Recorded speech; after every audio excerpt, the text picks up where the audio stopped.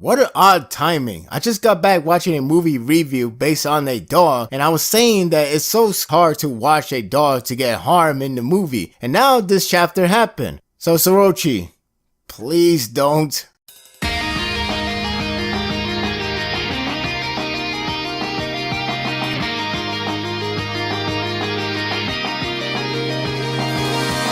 Evil doesn't have to take part in the war, they can be the one to cause it. Utsuro has arrived to make the world go into complete panic state that it could very well be the end of the world. In fact, it may even go further than that. For a man who wants to die, there's no limit on how far he can cause for annihilation. This chilling chapter continues off from where Utsuro has presented the world on how fun it is to destroy everything before your time is up. In the last chapter, Utsuro returned in a great yet intense entrance. His action, his speech, and just a mere presence oozing out nothing but the final villain vibe. This chapter doesn't want him to stop creating that true terror of destruction, and it certainly accomplished that and more. It not only showcases the sinister of Utsuro, but also explains the plan and how everything all led to this point. If this isn't the final villain material,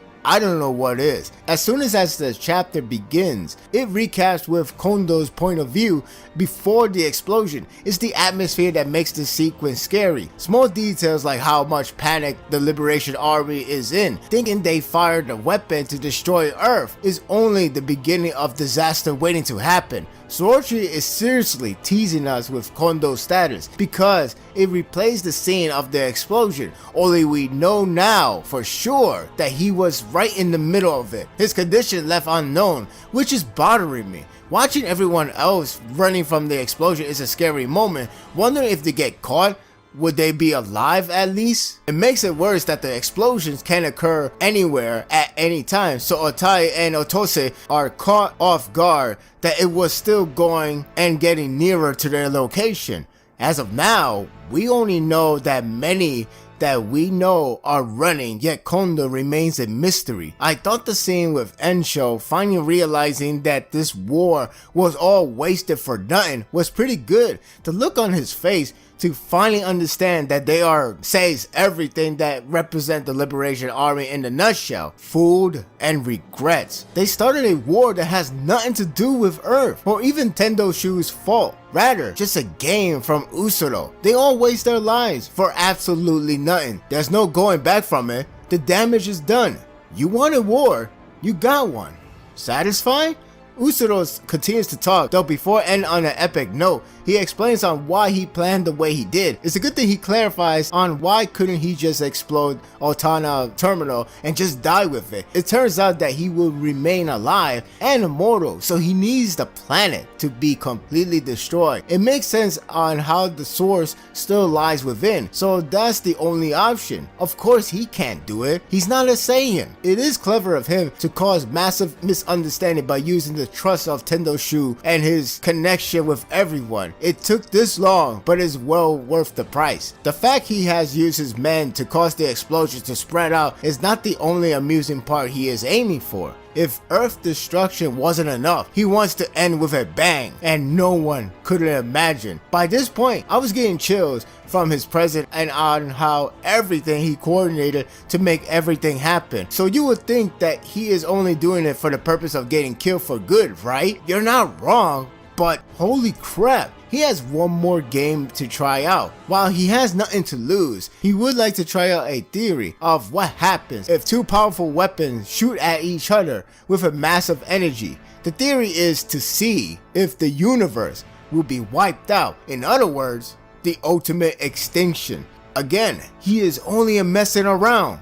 It's going to be the perfect definition of whoever wins, we lose. I love the last moment with Gintoki and Utsuro. It's a statement that they will leave something behind and it will be marked as a memory that no one will ever forget. The last clash before the place exploded is the final fight that I can't wait any longer. It's going to be the finale that I have been praying for to happen in an epic fashion. If it could outclass the best fight in this series, I will worship this series like a new religion. Once again, Utsuro stole the spotlight when it comes to presented in an epic way. His speech is nothing but best fit for a villain who has nothing to lose or fear. Just a matter to see how far he can go before his time is up. A villain who doesn't care about life is perhaps the worst one to deal with. I like how he reflects his multiple deaths to this moment. It's so sinister. Gintoki also got his small moment of greatness right before the explosion. It's the final fight that needs a poster, similar to how epic they made for Haikyuu Season 3.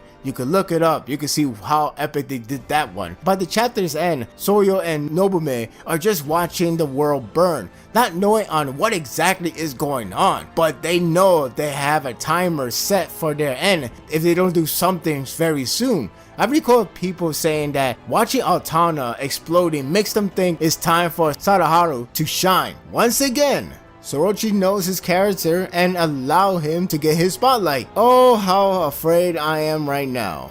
It ends with Sadaharu recalling Kagura, telling him to look after Soyo and Nobume, as well as talking about the purpose of everyone. They can do just about anything, including saving the world, which perhaps motivated Sadaharu to go out and risk his life, to do something that I hope he ends up okay in the end. It was nice of him to give his farewell to Soyo. It's not the finale just yet, but it's the beginning of the end. The war has escalated to the annihilation for everyone in the battlefield and perhaps more. The stakes are even higher and the final villain hype continues to rise. Now Sadaharu is off to go somewhere. The doomsday clock is ticking.